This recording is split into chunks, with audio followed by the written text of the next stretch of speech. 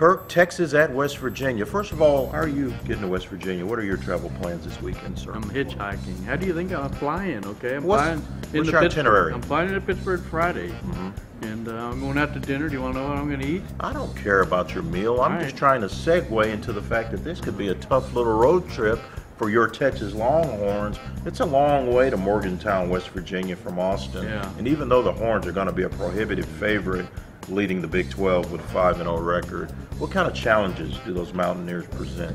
Well, I think they're playing a lot better. They just won on the road against what's looking like a bad TCU team. I think they're playing with some confidence. I think Holgerson has kind of rallied a little bit. They still, I guess, have a shot at a bowl game if they keep winning. But and it's going to be a rowdy atmosphere. They sell beer at the stadium in Morgan. So you don't have to sneak yours in this time? Won't that be a relief? That's awesome, you know, man. So, but yeah, it's going to be a tougher place to play for them. And you know, Texas came out flat against Kansas. They can't sleep on anybody. Let's talk about this defense, because that's the real story of the Big 12. They're basically the only team in the Big 12 that's really playing any defense here lately. So talk about that front four, and that's the kind of production that can keep you in games even against great offenses that are coming up. Well, Mack Brown told us today it's one of the best defensive lines he's had. You know, this is his 16th year here, and I'm not going to argue with that. I think their defensive ends are both all Big 12 caliber. The tackles, Chris Whaley's becoming one of their leading scorers.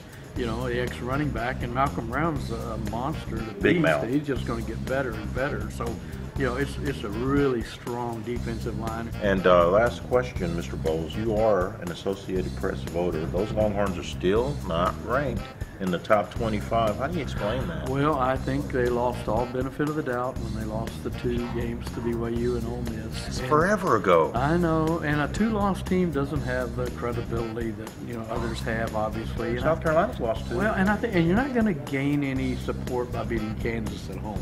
I don't know. Maybe if they went West Virginia, maybe they could creep into the poll. But in a way, a good thing. They use it as motivation. So that you think they're using it as fuel? Absolutely. Why wouldn't you? Wouldn't you? I just use gas as fuel. But here's the thing.